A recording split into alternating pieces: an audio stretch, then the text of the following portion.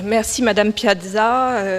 Je voudrais tout d'abord vous dire combien le titre de votre exposé sur le goût du nombre et puis le fait d'entendre dire que tout le monde a des prédispositions précoces pour faire des mathématiques et que donc les gens qui s'intéressent aux mathématiques ne sont pas des êtres à part et que c'est accessible à tout le monde, fait plaisir. Vous avez, notamment à la fin de votre exposé, évoqué un certain nombre d'activités, de jeux possibles pour développer ce sens du nombre et cette acuité numérique chez les enfants. Est-ce que certaines études ont été faites sur la différence justement d'efficacité selon le type de tâches que l'on proposait aux enfants, selon qu'on leur demande de dénombrer, de comparer, de faire des calculs, et le support que l'on utilise pour ces différentes tâches, des manipulations d'objets concrets, des supports de logiciels, des activités sonores. Est-ce qu'il y a des études qui comparent un petit peu toutes ces différentes stratégies qu'on peut mettre en œuvre pour développer l'acuité numérique ? Ça va ? Oui. Je ne suis pas une experte de l'éducation et non plus de l'éducation des mathématiques. Néanmoins, je vous ai illustré 4 exemples d'approches assez différents les uns les autres, mais qui ont quelque chose de très important en commun, qui est cette... donc les exemples, on va les revoir. C'est donc tout un programme d'éducation qui est complètement non informatisé, le programme de Griffin and Case, et aussi le programme Montessori qui ne prend pas du tout en compte l'utilisation d'un logiciel, versus la course au nombre, par exemple, et d'autres logiciels que je n'ai pas nommés et qui peuvent renforcer les capacités numériques du calcul. Tous ces types de programmes ont été vérifiés comme des programmes qui aident effectivement les enfants à progresser.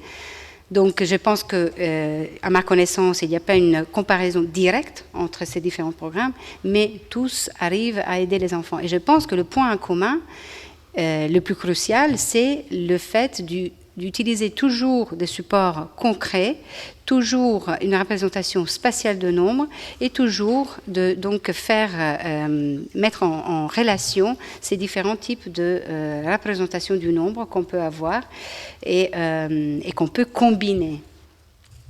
Je pense que, bien sûr, beaucoup reste à faire, notamment plus exactement aller investiguer quel est le support meilleur. Est-ce que l'interaction tactile avec les objets, comme il est suggéré de certaines recherches, versus une interaction purement visuelle avec l'ordinateur est meilleure ou pas?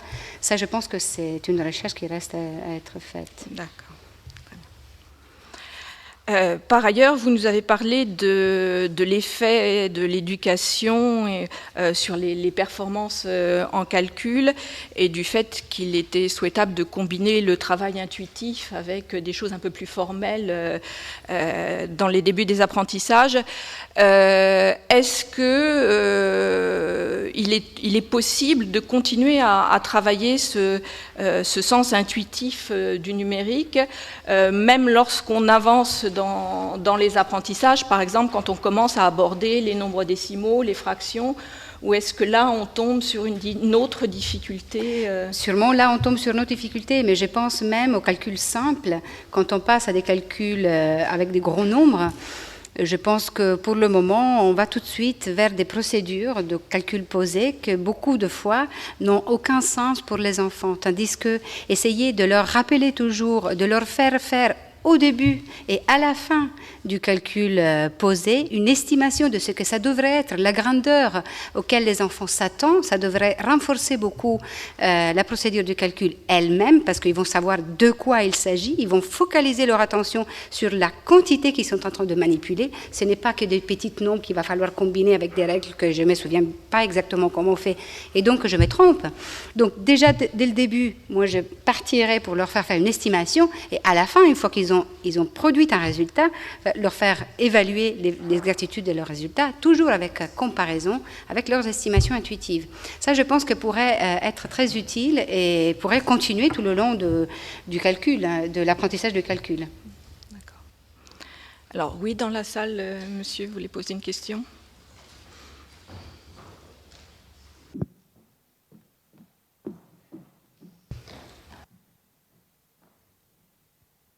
Bonjour, Rémi Briciot.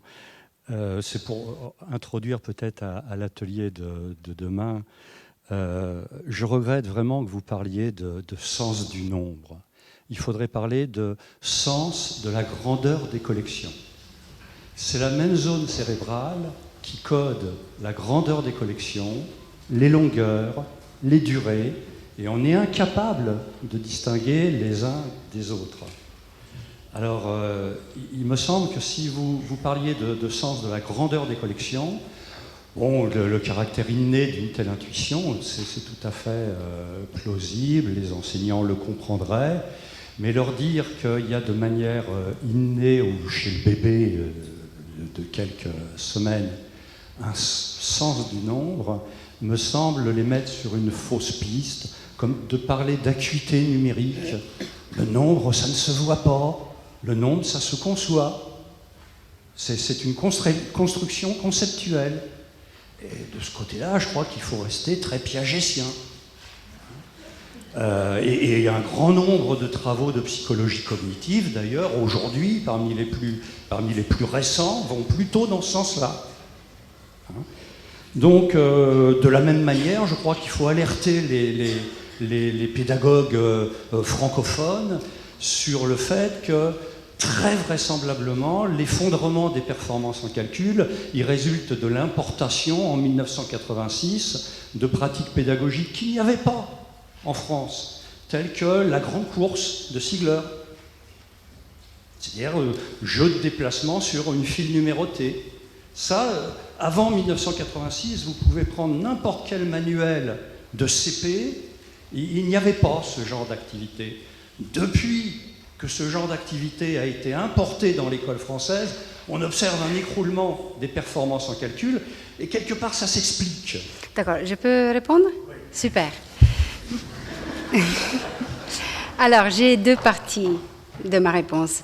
La première, c'est que je peux être d'accord avec vous, sens de la quantité numérique, de la grandeur de collection, ce qui est tout à fait approprié, j'aurais pu utiliser ce mot. Or, je ne suis pas du tout d'accord qu'on ne peut pas faire la différence et que le nombre, en tant que cardinalité, est au niveau cérébral, au niveau cognitif, indistinguable de la quantité continue comme une extension ou une durée. Ce n'est pas vrai. Cela, ce n'est pas justement pas vrai. Donc, il y a dans la même région cérébrale, c'est vrai, il se passe au même macroscopiquement dans la même région, mais ça ne veut rien dire. Parce que dans la même région cérébrale, on reconnaît les mots et les visages. Ça ne veut pas dire que quand on voit un mot, on voit un visage. Donc, il faut être très attentif quand on parle de spécificité. Même au niveau de cellules individuelles, quand on fait des enregistrements dans le cortex du macaque, il y a, c'est vrai, une partie de neurones qui codent pour les extensions spatiales et la numérosité, mais il y en a beaucoup d'autres qui sont spécifiques à chacune de ces domaines quantitatifs. Et en plus, même si la même cellule code à la fois pour la longueur et pour la numérosité, le code n'est pas cohérent. C'est-à-dire, si un neurone code pour le nombre le plus petit, il ne va pas coder pour la longueur la plus courte. Donc, même au niveau de cellules individuelles, ce n'est pas vrai que les deux grandeurs sont les uns équivalents aux autres. Il y a d'autres évidences. Par exemple, on peut entraîner le sens du nombre. On peut entraîner des sujets adultes, bien que l'amélioration n'est pas massive, à faire de comparaisons numériques sur des objets concrets d'une façon de plus en plus précise. Si il y avait un système commun entre ce type de représentation et la représentation de la durée ou de l'extension, l'entraînement devrait se généraliser au traitement de l'extension. Or, ce n'est pas le cas. Quand on entraîne le sens du nombre, l'entraînement reste sur le sens du nombre. On ne va pas avoir une acuité supérieure pour la longueur. Mais c'est une donnée scientifique. Vous dites non, mais en fait, c'est publié. Et Et finalement, une troisième réponse, chez les Mondoroku, on voit un effet de l'éducation, notamment en maths, sur l'essence du nombre, la perception des différences numériques. On a fait une expérience contrôle pour voir si apprendre aux mathématiques simples a un effet aussi sur la perception de l'extension. Or, ce n'est pas le cas. Donc, les Mondoroku qui ont été à l'école, donc qui ont appris à compter, sont meilleurs dans des tâches de comparaison de nombre et ne sont pas meilleurs dans des tâches de comparaison de taille. Donc, finale de ma première partie de la réponse. Et la deuxième, c'est vous parler de l'introduction de tâches de lignes numériques qui seraient l'origine d'une catastrophe. Or, tout ça, ce que vous dites est contradit pour les données que je vous ai présentées qui montrent d'une façon scientifique, c'est-à-dire avec un groupe de contrôle qui est aléatoirement attribué à un groupe qui va participer à l'étude d'entraînement avec la méthode de ligne numérique versus un groupe qui ne fait pas partie de l'étude de ligne numérique et qui montre effectivement une différence significative de performance après avoir joué à ce jeu. Donc, je pense que cela, c'est un donné qui sort d'une expérimentation scientifique. Le fait qu'une certaine année, dans le programme français d'éducation, on a introduit une certaine pratique et de mettre en relation cela avec l'écroulement de performance, je pense que c'est un saut un peu important et qui n'est peut-être pas démontrable. Donc, c'est une possibilité. On a le temps peut-être pour une autre intervention dans la salle? Non? Pas d'autres questions? Bien, nous vous remercions.